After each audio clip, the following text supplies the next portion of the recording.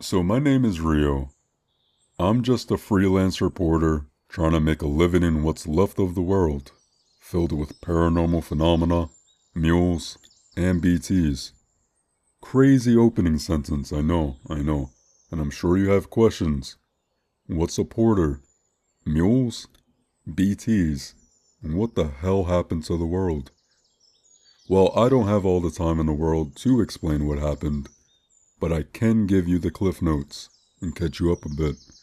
But first, let's start at a point in my life before the world went to shit.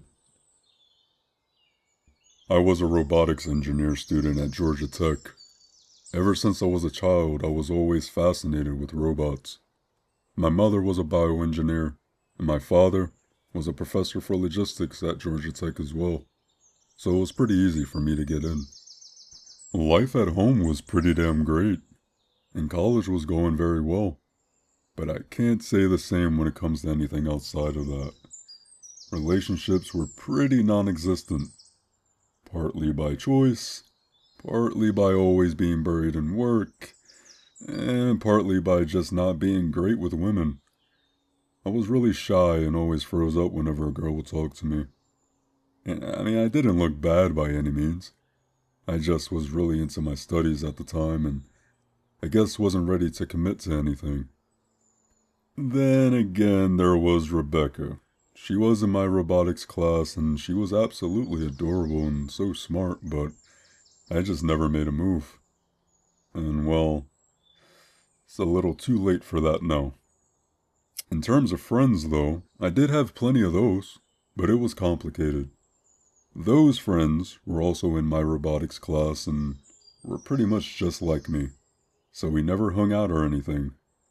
We'd just always talk about our work and what we were working on and goals we were working toward. And speaking of what I was working toward, I was always lonely as fuck. So I started creating a friend of my own. I was always a Star Wars nerd and loved some of the little personal robots they had, so I thought, why not make one for myself?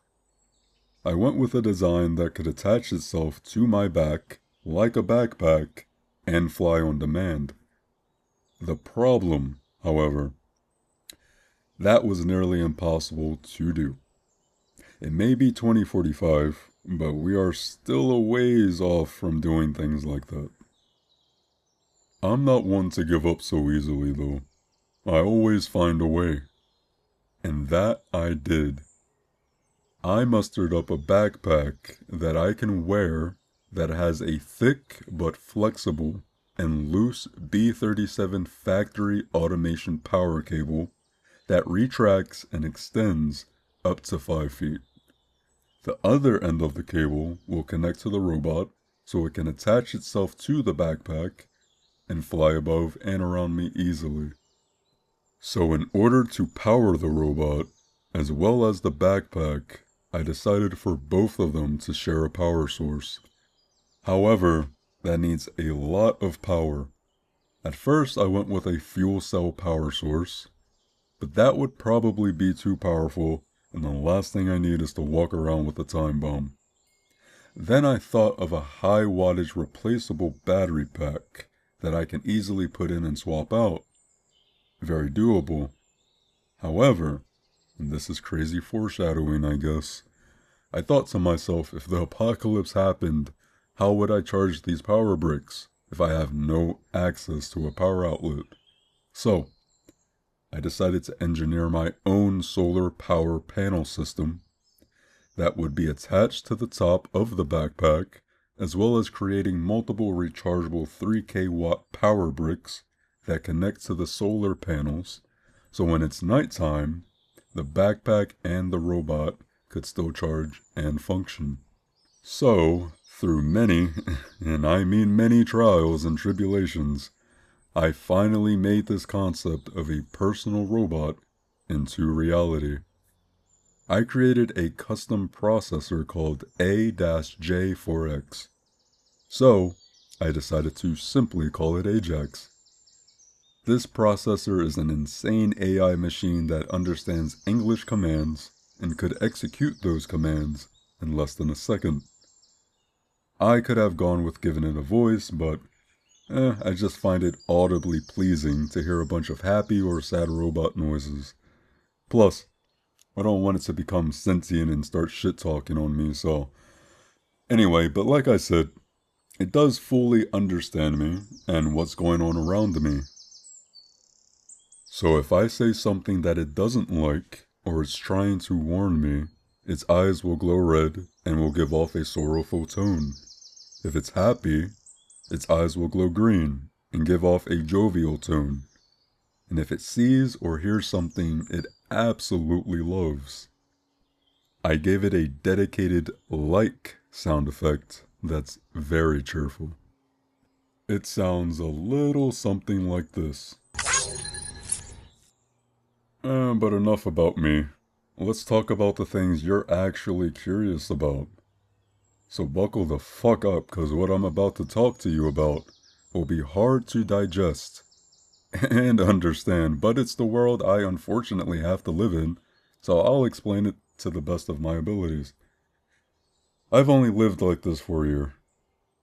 But a year in this apocalypse is enough to change anyone. Now listen here. I don't fully understand what's going on myself just yet. I only know bits and pieces of what happened and what's currently going on through scattered intel I've been finding through my journey. Whether that be from newspapers, abandoned bunkers, eye documents on abandoned electronics, radio signals when I get in proximity of its circumference, and actual people, even though that is pretty damn rare. Well, friendly ones, at least. So, you want to know what happened, huh? Alright, this may sound crazy, and don't ask me no damn questions, cause I ain't got no damn answers. But it all just adds up, you just gotta trust me. But, the apocalypse was caused by an extinction entity. A supernatural being whose existence bridges life and death, triggering mass extinction cycles. No, I will not make it make sense.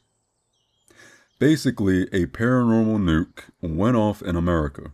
Not sure about the rest of the world yet, but this nuke caused mass extinction and complete annihilation to most infrastructure. So, from what I found out, this event is called the Death Stranding. And the Death Stranding caused a lot of fuck shit to happen that I will also try my best to explain. Now I know what you're thinking. How the fuck did you survive? And my answer to that is I don't have an answer, because I don't know either, the fuck? All I know is that I woke up in a collapsible tent that was made of this very shiny aluminum-like material that I would soon find out protects me from timefall. Oh, and thankfully, Ajax was right next to me. I don't know how I got in this tent, or who put me there, but I'm hoping one day I'll find out. All I know is that everything in this tent had the letters UCA plastered all over it, which I'll soon explain what that is too. But yes, I hear you yelling at me, what is timefall? Let me just fucking explain, relax. So, remember when I said the Death Stranding caused a lot of fuck shit to happen? Yeah, well, timefall is one of them, and it's quite horrifying. Rain has now turned into something called timefall. Timefall is rain that rapidly ages anything it touches. So you want to go from 20 to 70 years old within a minute? Stand in it without any protection. Vegetation dies instantly. Your clothes break down. Anything metal will decay and rot within seconds. Inside the tent was a very much to the point note that read, "You're alive for now. You're welcome." There's a suitcase full of rations, a pair of boots, You're gonna need them, a survival knife, and a trench coat that will protect you from timefall, aka the rain. Don't get stuck in it for long, and don't let your skin get exposed to it. Go south. Everything you need to know will be there. Good luck. Signed, F. Now, I don't know who F is, but I plan on finding the F out, you know what I'm saying? I apologize for that.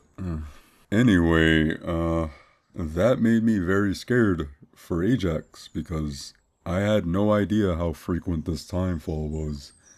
And if Ajax were to get stuck in it, he would decay away, so I had to get a move on.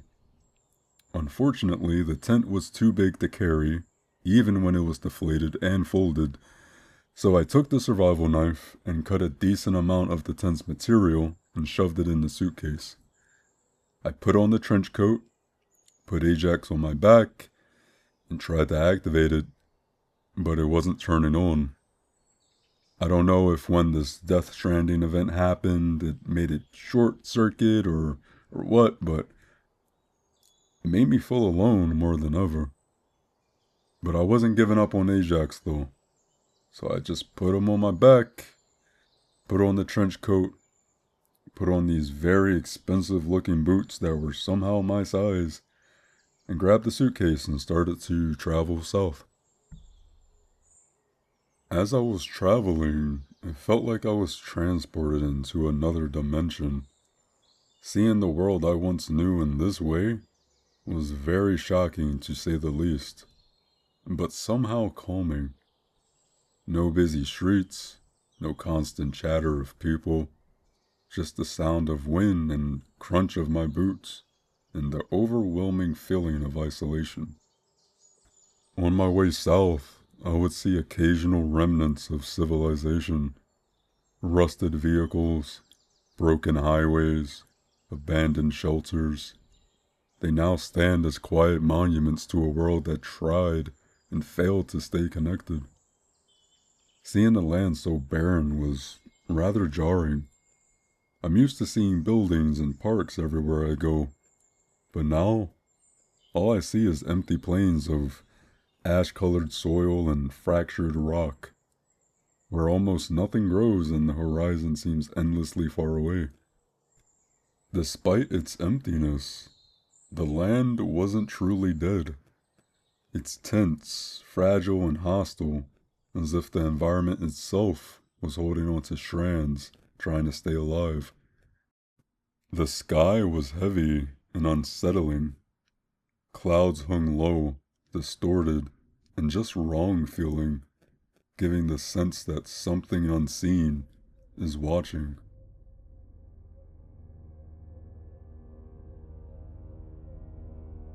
Little did I know, the unseen was right in front of my eyes. My first encounter with BTs, and I didn't even know it, or know of them nonetheless. I think it's time to talk about what's next on the list of fuck shit that the Death Stranding has caused.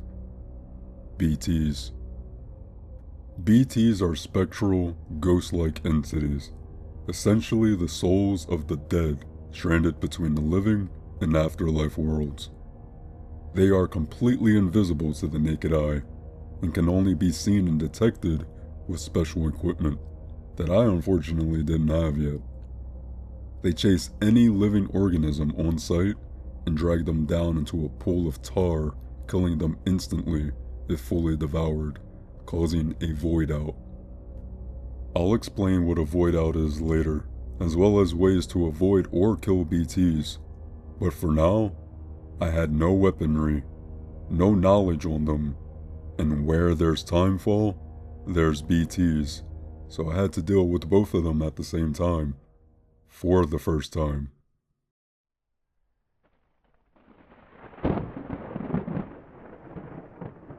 As I was walking, I noticed the sky became dark, and it began to rain. I thought to myself this must be timefall. Any foliage that has grown instantly died, and I felt firsthand what timefall does to the skin. I forgot my hands were exposed since I wasn't wearing any gloves, and when the drops hit my hand, it made the hairs in that spot instantly gray and my skin extremely wrinkled and rubberized. It burned like a acid that was dripping on me, so I quickly tucked my hands into the sleeves of the trench coat, still holding the suitcase. Speaking of the suitcase, I noticed it started to corrode. Slowly, but surely, and if it stood unprotected for long, it would fall apart, and I'd lose everything in it. Luckily, I had Ajax underneath the trench coat, so he was safe. As I was walking through the rainfall, I saw something that made me feel like I was really fucking crazy. I saw handprints in the mud, slowly moving away from me. I stood there in absolute shock and awe, wondering just what in the absolute fuck am I looking at right now. I started to walk to the side to go around it, but tripped on a rock and fell and let out a loud grunt. When I stood up, I noticed the handprints began to move toward me. I started to hear these otherworldly sounds and noises, but I saw nothing except these damn handprints. I became frustrated because I didn't know what was going on, so I stupidly yelled out, "Show yourself." And that it did.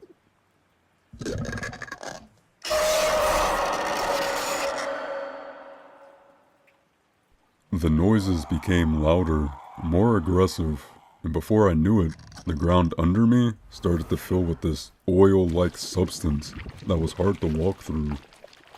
As I was walking through the sludge trying to get out, a fucking hand came out the ground and started to pull my foot down into the tar.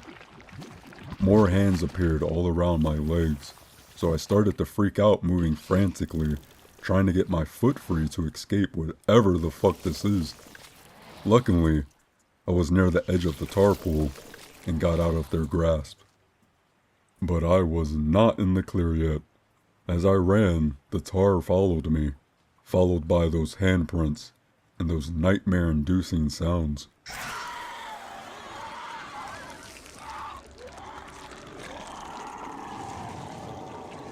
I kept running as fast as I could, and just as it was catching up to me, the timefall stopped. I looked up, and I just so happened to be outside of the dark clouds. I had no idea what I was looking for going south, but then I randomly saw a lit-up platform in the distance. As I got closer, I noticed something very familiar. It has the letters UCA covering the whole platform. I looked at the UCA on my chest, then at the platform, then at my chest again, and then back at the platform. Was this what F wanted me to find?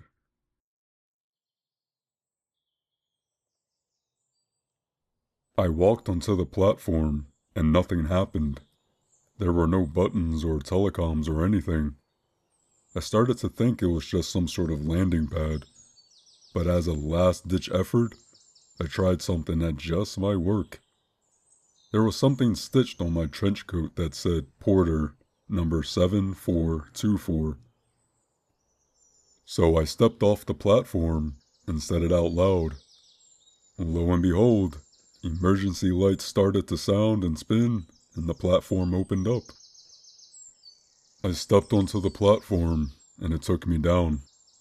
I looked up as the platform closed, thinking to myself, I have no idea what I'm getting myself into. When the platform finally stopped moving, these doors opened up to a damn near futuristic looking room that I felt like I had no damn business being in. But fuck it, maybe I am supposed to be. I am a robotics engineer after all.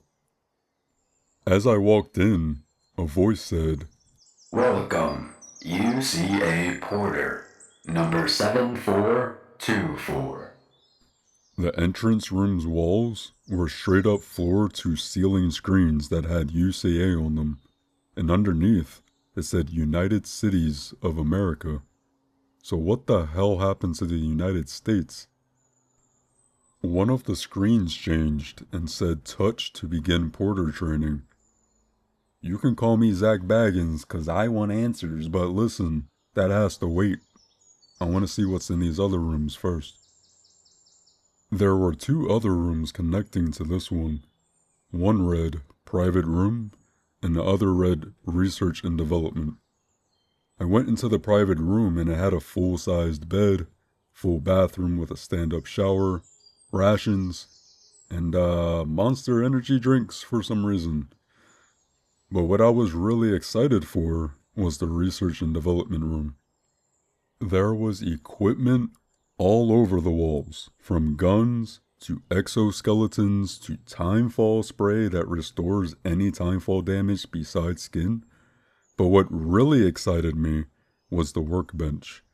It had top-of-the-line 3D printers and all the tools, materials, and equipment I needed to engineer anything I wanted.